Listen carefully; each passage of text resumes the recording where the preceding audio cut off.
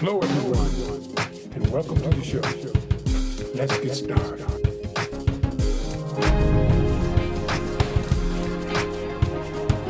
I am the author of Curt Jr., and you can call me Curt. I am a spiritualist, hermeticist, and metaphysician.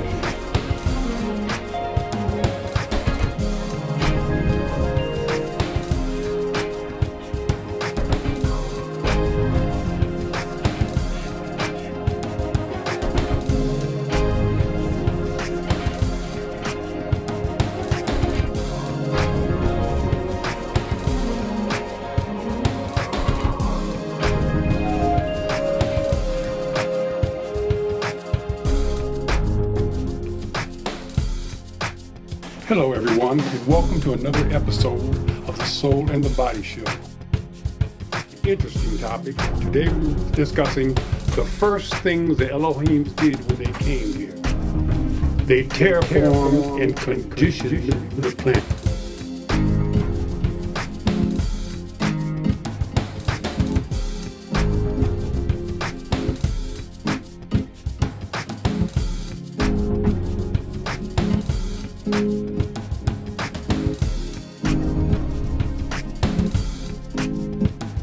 Hello, welcome back.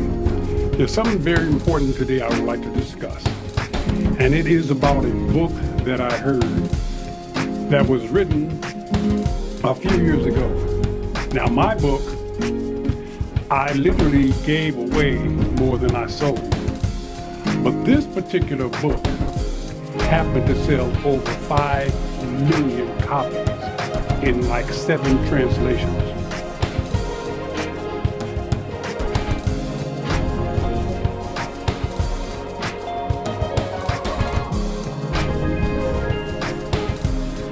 So your spirit has to leave. This is evidence that you do have a spirit. When it leaves, it regenerates. It can't regenerate while it's in you, concentrating on all your madness. So it has to get away from you and go back into the ethereal plane in order to regenerate. And then it comes back when you wake up. A lot of people have experienced this thing called sleep paralysis.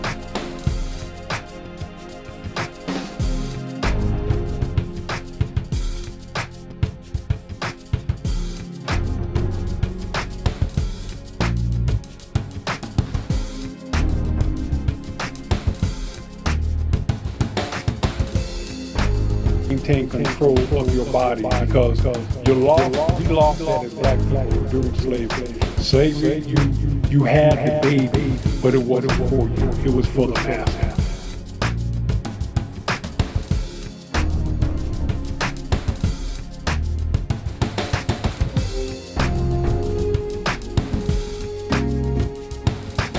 Now, this is going to be a very special show because what we're going to do today is introduce our meditation technique exercise. And we have 2 guests. Remember my daughter Peaches from one of the earlier episodes? We have her mom with us today, and we are going to go through this exercise. And we're going to have a good time. By the time I'm finished, you're going to learn my meditation technique. And it goes a little something like this. Priscilla, can I have you stand up for a second?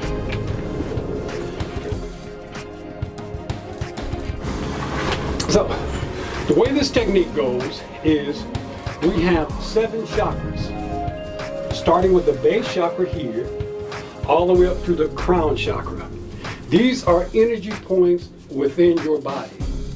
Now, you have to visualize these things in order for them to work. So, this is what we're doing. What we're doing is, turn your hands over. Now you also have hand chakras. Chakras here, and here's the crown. But now you have feet chakras as well. The chakras on the bottom of your feet travel straight into the ground. They are to receive ground, earth energy. You're going to have to imagine another chakra, energy point coming down the base of your spine, down to the center of the earth. In that center is called the grounding cord. With that grounding cord, you're going to draw up Earth's energy. Through the 2 feet chakras, you're going to draw up Earth's energy into the feet, up your legs, and into the first chakra. Once it gets into your first chakra, once it's there, visualize that as maybe a gray light that's coming up. Now you have your crown chakra. This is a very important one because this is what sends God's energy coming from the cosmos down. So you're going to receive this cosmic energy coming down. You can sit back and relax it. You want to always relax.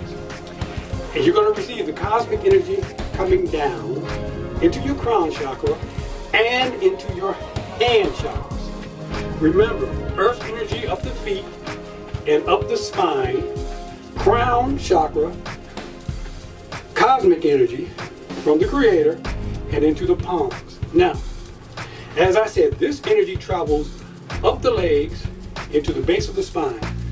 This energy travels down the body, in the hands, tracks your body, and it meets the earth energy in the first chakra. See what I'm saying? It all meets. And then I'm going to say the words blend, cleanse, purify.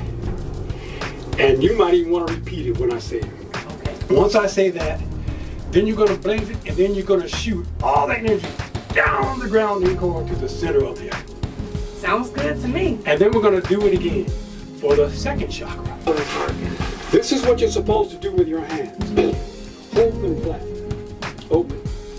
When you bring that earth energy in, you'll be too busy meditating to try to count which chakra you're on. Okay. So each time you do a chakra, you close the finger. Okay. So you don't have to count chakra 1, chakra 2. And when you do your next one, close another finger on the other hand. Each chakra, you're closing a finger. Okay. Ultimately, you'll get to the point where you have gone through all 7. You'll know that once these 2 fingers, once you're like this, you've gone through the chakras. Okay. So that's how you count. Chakra number 1.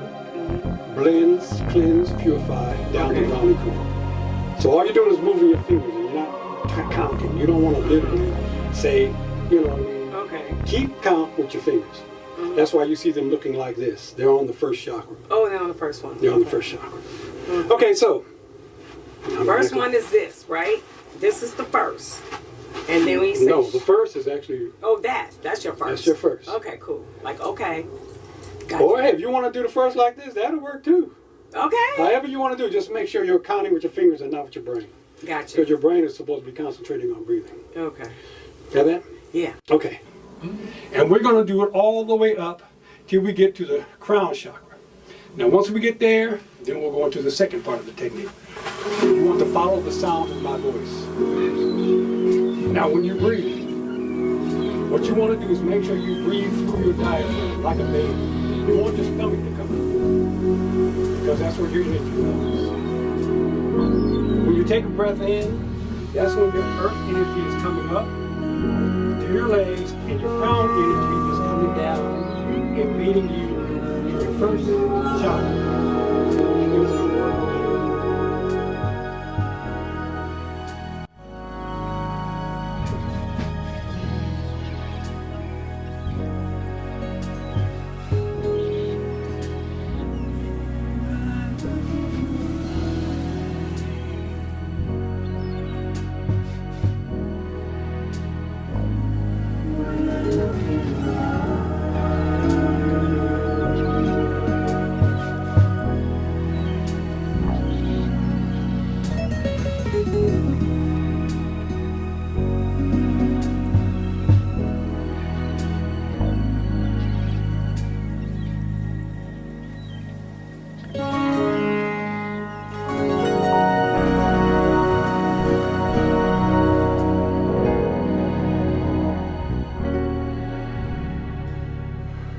Chakra 1.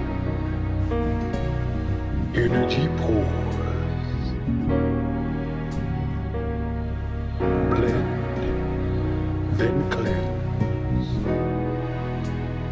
then down the grounding core.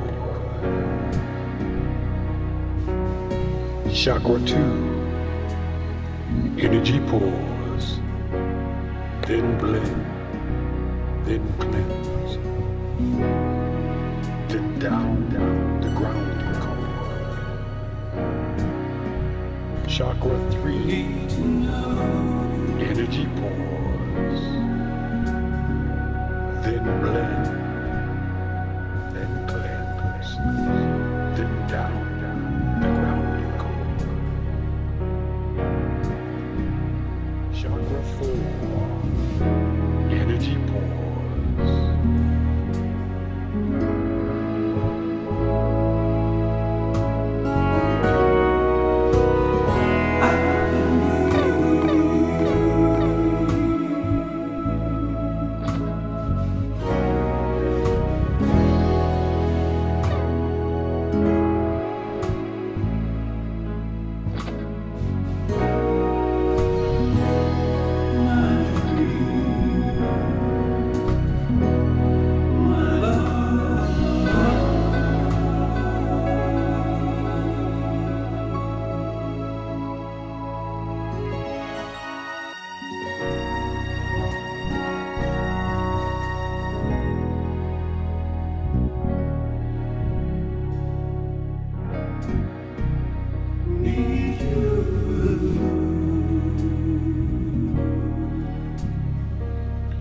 Chakra 5, energy pause, then blend and cleanse down the grounding core. Chakra 6, energy pause, then blend and cleanse and down the grounding core. Chakra 7, energy pause, then blend and cleanse and down the grounding core.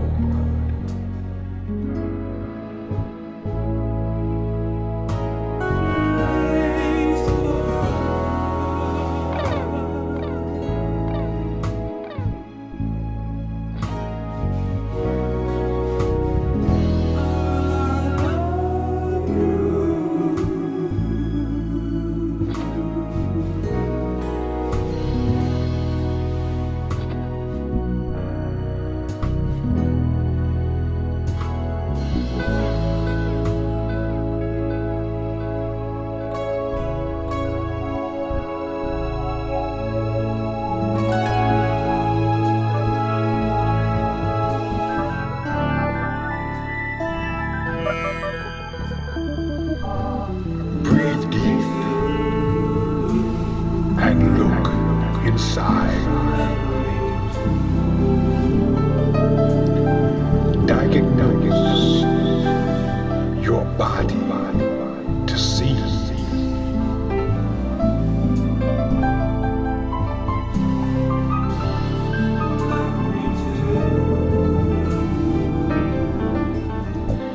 If healing need be,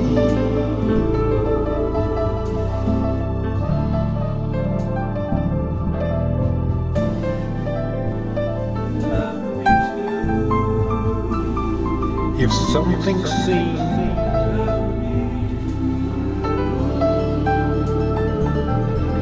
shine bright, a blue light,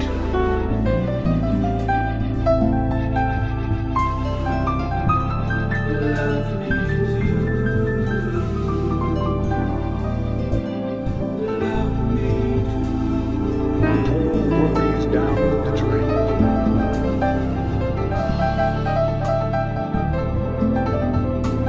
Free soul of all pain.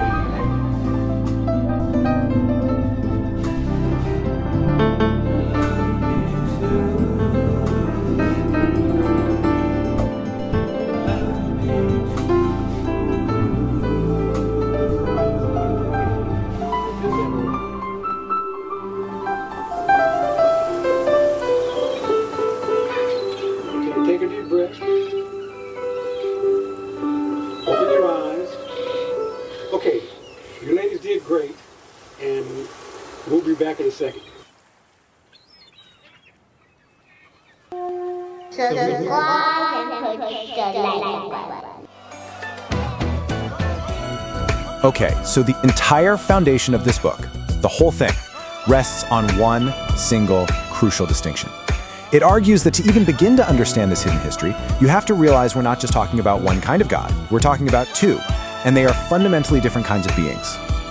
On one hand, you've got the true creator of the universe. Now, this isn't some guy on a throne in the sky. It's an all-encompassing, ever-present force that is creation itself. It can't get jealous or angry or go to war. But then, you have the biblical gods, right? Like Yahweh and Jehovah. The book describes them as physical, flawed, and kind of limited beings who are always demanding proof of loyalty and honestly show some very human-like emotions. This one word you see here, ubiquitous, is basically the key that unlocks the book's entire argument. I mean, think about it. You've heard stories like God asking Abraham for a sacrifice just to prove his loyalty. The author's point is really simple. A truly ubiquitous, all-knowing creator, well, it wouldn't need proof of anything. It would already know what's in your heart. The test itself wouldn't make any sense. So, of course, this leads us to the big, flashing question. If these powerful, and let's be honest, often angry gods of the Old Testament aren't the ultimate creator of the universe, then who in the world were they? And where do they come from?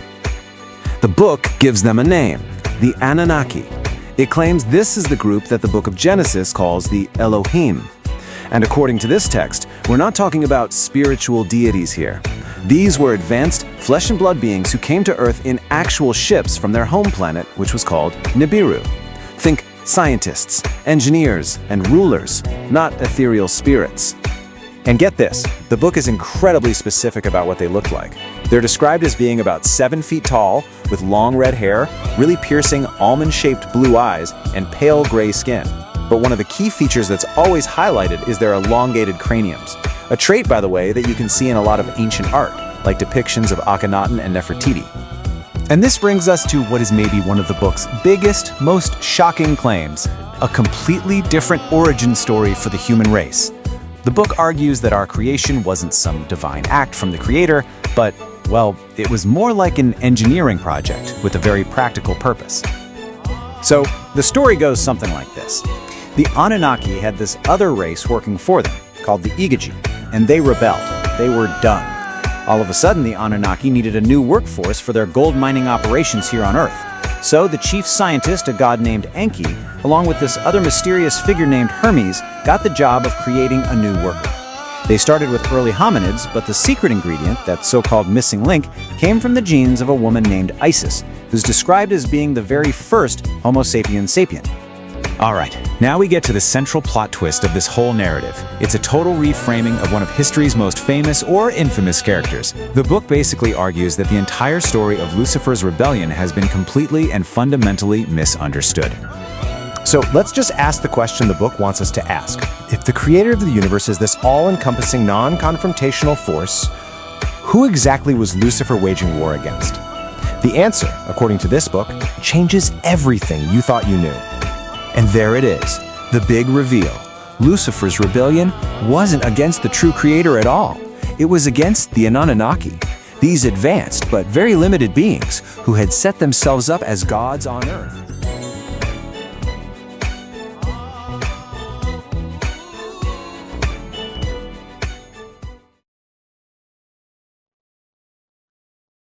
Okay, so usually when we sit down to prep for one of these deep dives, I can pretty easily categorize the material. Right. You know, we're doing a history dive, or we're looking at some new scientific research, maybe a business trend. But today, I'm looking at this stack of transcripts from The Soul and the Body show by Curt Williams, and I honestly don't know which shelf to put this on. It definitely defies standard categorization. That is probably the best way to put it. I mean, we aren't just looking at self-help or meditation here. We are looking at a source that claims to explain the mechanical origins of the Big Bang. The genetic engineering of the human race by aliens. And why you might actually be an ancient angel trapped in a biological suit. It feels like a sci-fi novel, a theology textbook, and a conspiracy theory all put into a blender. It is a massive, comprehensive cosmology. And to really understand where Curt Williams is coming from, you have to accept his fundamental premise, Which is that humanity has been looking at the universe through the wrong end of the telescope for thousands of years. He's arguing that the history we've been taught, religious, scientific, biological, is essentially cover story. So let's start at the very beginning. And I don't mean the start of recorded history. I mean the very beginning. Right. Because Williams distinguishes heavily between the creator and God. And for most people, those are synonyms. Why does he pull them apart? This is the crucial first step to understanding his worldview. Williams argues that the God most people pray to, the figure on the throne, the judge. Or father figure. Right, that's a misunderstanding. Or worse, an imposter. He describes the true creator of the universe as something much more abstract. Like a force of nature? Something like that. He talks about it as a nebula, a massive expanding matrix of light and dark matter. He calls it the infinite all. Correct. It's an energy, not a person. It creates, because that is its nature, like the sun shines. But here is the fascinating emotional hook that really sets the tone for his entire philosophy. Williams claims that originally, in this ethereal realm, there was no physical matter, just spirits, just angels. And they were suffering from a very, very human problem. Boredom. Boredom. Which implies that angels have attention spans. It sounds funny, but think about it philosophically. Existential boredom. Imagine existing for eternity with no resistance, no gravity, no pain, no surprise, no friction, just being. There's no growth without struggle. Exactly. So the Big Bang wasn't just some random chemical explosion. In this narrative, it was a solution to boredom. Exactly. He describes the creation of the physical universe as an intimate act between the creator and his counterpart, whom he calls Mother Nature. They built a playground. Well, playground. A place of corporeal, matter-solid stuff, specifically so these bored spirits could descend, inhabit bodies, and actually feel something. That creates a really different frame for the human experience. Yeah. We aren't being punished by being sent here, and we aren't a random accident. No. We basically bought tickets to the scariest roller coaster in the park because we were bored in the lobby. That's the metaphor. But once the playground was built, Williams argues that other entities, lesser entities, moved in to manage it. And this is where we get into the gods of religion versus the creator of the universe. Yes. This connects to the ancient astronaut theory, doesn't it? The idea that the gods of the Old Testament were actually extraterrestrials. It does, but Williams gets very specific with the names. He identifies figures like Jehovah as Anu and Yahweh as Enlil. He calls them Anunnaki. Which means sky people, beings from the planet Nibiru. The argument is that these beings arrived on Earth, saw primitive humans, and used their advanced technology to set themselves up as deities. To be worshipped. To be worshipped. So when we read about a jealous god in ancient texts, or a god who demands burnt offerings and smites people... Williams is saying that's not the infinite creator. Right. He points out that the true creator, that universal energy, is benevolent, neutral, and fair. It doesn't pick sides in a war. So the punishing nature of religious gods comes from these Anunnaki entities. They viewed humans as a workforce, or even as pets. You punish a pet when it disobeys. You don't punish an equal. It's a hierarchy of power. But he also mentions UFOs in this context. If these Anunnaki are the gods, are they the ones flying the saucers? He addresses that, but with a twist. He claims that what people see as UFOs today aren't necessarily space travelers coming from light years away in the physical sense. Oh. He calls them interdimensional beings. Meaning they're right here, occupying the same space, just hidden. Think of it like a radio dial. They share the same space we do, but they exist on a different frequency. So they don't have to travel vast distances. They just have to shift their vibration to become visible to us. Exactly. Williams suggests they're showing themselves now not to invade, but to say, we see you. He even speculates they're concerned about our nuclear capabilities. Because it might ripple across dimensions and affect them. It's the neighbors coming over to tell us to turn down the music because it's shaking their walls. Okay, so we have the true creator, we have the fake alien gods, but we need to talk about the players on the field. This is where Williams introduces the character he claims is the most important human being to ever live. Hermes Trismegistus. Now, usually when we hear about Hermes, we think Greek mythology. Winged sandals, messenger of the gods. Right. But Williams treats him as a concrete historical figure. And much more than that, right? He describes Hermes as an Atlantean. A scientist, an architect, a scribe. He calls him the thrice-born. Why thrice-born? Because he claims Hermes had mastered the ability to reincarnate while retaining all his memories from past lives. Which is a terrifying advantage if you think about it. Most of us spend the first 20 years just figuring out how to, tie our shoes. Imagine if you could skip that learning curve. You could steer the course of civilization. Williams credits him with writing thousands of books, founding astrology, alchemy, geometry. But his biggest contribution, according to the transcripts, was biological. This brings us to the missing link in human evolution. The jump from primitive hominids to us. Science usually says natural selection, but Williams says lab experiment. Okay, so what was the experiment? Williams is very specific. He claims evolution wasn't moving fast enough for the Anunnaki, those sky people. They wanted a worker race that was smarter, more capable, so Hermes ran a genetic program. And this connects to the Egyptian goddess Isis. It does. In this narrative, Isis wasn't just a myth, she was a biological product. He asserts Hermes used his own genetics to impregnate a host, introducing a specific strain of DNA. The genes of Isis. Correct. Wait, so the argument is that Homo sapiens, modern humans, are essentially a GMO product. We're the result of Hermes splicing Atlantean genes into the primitive population. That is the claim. It's why he argues humans have this sudden explosion of capacity for genius, for art, for mathematics, things that don't seem to fit with pure survivalist evolution. He attributes that spark directly to Hermes. Yes. He calls Isis the link between the primitive and the modern. That is a lot to digest. But if Hermes is the architect of our biology, Williams also claims he's the architect of our religions. And this leads us to the part that I think might be the most controversial for some listeners, the relationship between Hermes, Lucifer, and Jesus. This is a radical reinterpretation of religious history. Yes. Williams claims that Jesus, or Yeshua, was a regular man, a brilliant man, an avatar, but a human being who was groomed. Groomed by Hermes. By Hermes and Lucifer.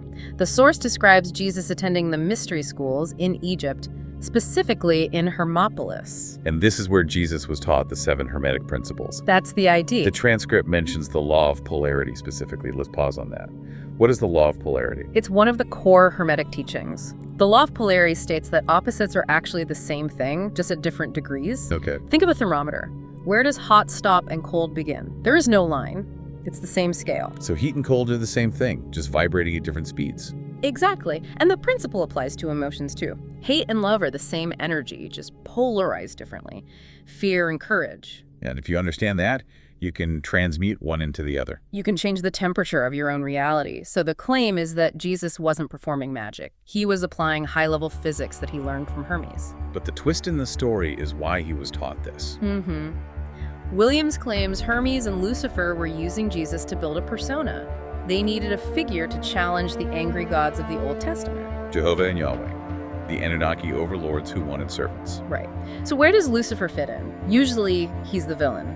Not in this cosmology. Here, Lucifer is the rebel, the conscientious objector. Williams describes him as an archangel who refused to bow to these fake Anunnaki gods. He wanted to liberate humanity from that fear-based worship. So he and Hermes constructed the Jesus persona to introduce a god of love, to contrast with the god of fear. Exactly. But Williams calls it a trap. That seems contradictory. If the message was love, how is it a trap? It's a honey trap, in a way. Even though the message was benevolent, it created a new religion. And religion, in Williams' view, leads to one of his most unique concepts. Atmospheric heaven. The holding cell.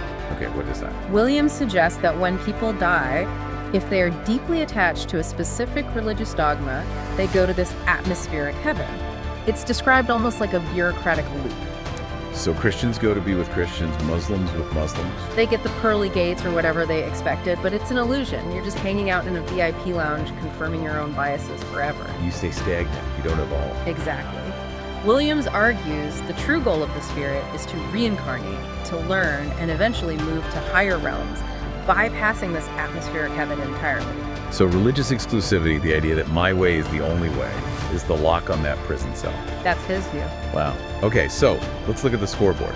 We have a universe designed as a playground for bored angels, hijacked by alien gods, and a religious system designed to keep our souls stuck in a waiting room.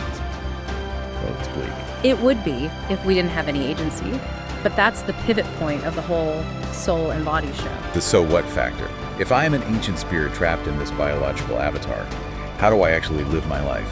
He gets very practical about the hardware we're living in, and it starts by acknowledging the split. The spirit versus the body. Right. You have to realize that you, the spirit, and your body, the avatar, are two different pilots fighting for the controls. He suggests actually naming the spirit to separate it from the ego. He calls his big Curt. It sounds funny, but psychologically it's a powerful dissociation technique. The avatar, your brain, is a biological machine. It's obsessed with survival, status, comfort, And cravings. It's reactive.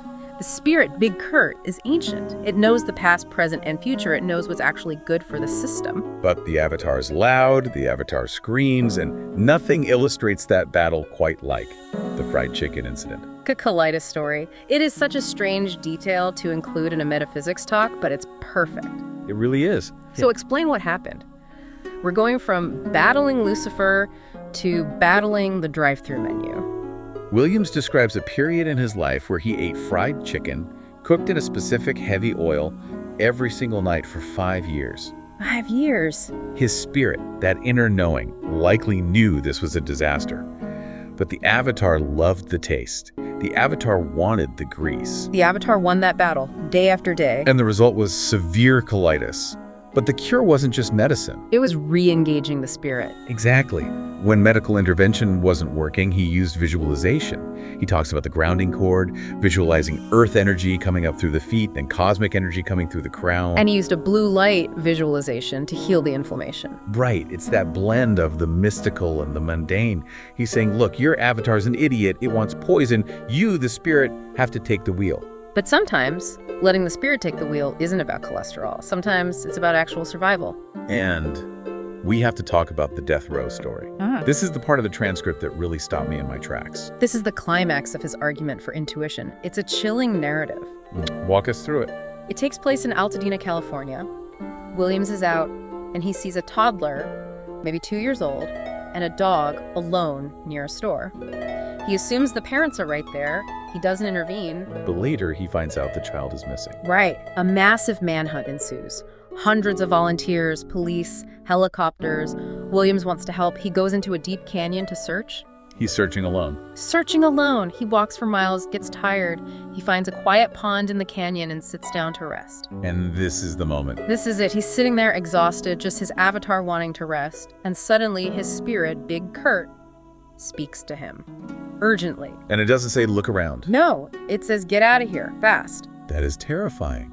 He listens. He overrides his tired body and leaves immediately. Later that day, they found the child's body. In the pond. In that exact pond. Williams realizes that the child was fed away from him while he was sitting there. Wow. Now, a lot of people would interpret that as a failure. I was so close, I could have found him. But Williams has a much darker, more pragmatic interpretation. He realizes the optics. He was the last person seen with the child days earlier. Exactly. If he had been the one to find the body in that secluded canyon with no witnesses, He would have been the prime suspect. he believes he would have been blamed, convicted, and put on death row. He interprets that voice as his spirit protecting him from a tragic miscarriage of justice. It proves his point. The analytical brain said, rest here, it's peaceful. The spirit saw the trap. It really drives home the idea that this intuition or spirit voice isn't just some fun parlor trick. In his view, it's a survival mechanism that can see around corners that our eyes can't. So we've gone from a board creator making a physical playground to aliens genetically engineering us to a secret alliance between Hermes and Lucifer to rewrite religion. All the way to a man avoiding a murder charge because a voice in his head told him to run.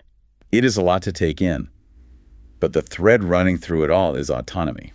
It is. Williams is arguing that religious structures, societal norms, and even our own egos are constructs, often designed to keep us docile or stagnant. He's advocating for a radical form of self-reliance. It's the ultimate anti-establishment philosophy. Don't trust the government, don't trust the church, don't even trust your own brain, trust the angel inside you. And practically, it challenges you, the listener, to pay attention. How many times have we ignored a gut feeling? Williams would say that's not just a hunch. That's your higher self trying to steer your avatar away from a cliff. It really makes you wonder, if we really are just avatars for these ancient spirits, who is actually living my life? Is it me, the one who wants to binge watch TV and eat snacks? Or is it the silent observer watching me do it? And perhaps the most important question is, which one of them is holding the map? Well, I'm definitely going to be having a serious staff meeting with Big Host after this. That's a wrap on our deep dive into the cosmology of Curt Williams. And remember, whether you believe the history or not, listening to your intuition is rarely a bad idea. True that. Thanks for listening, everyone. We'll see you in the next deep dive. Subscribe and push the like button.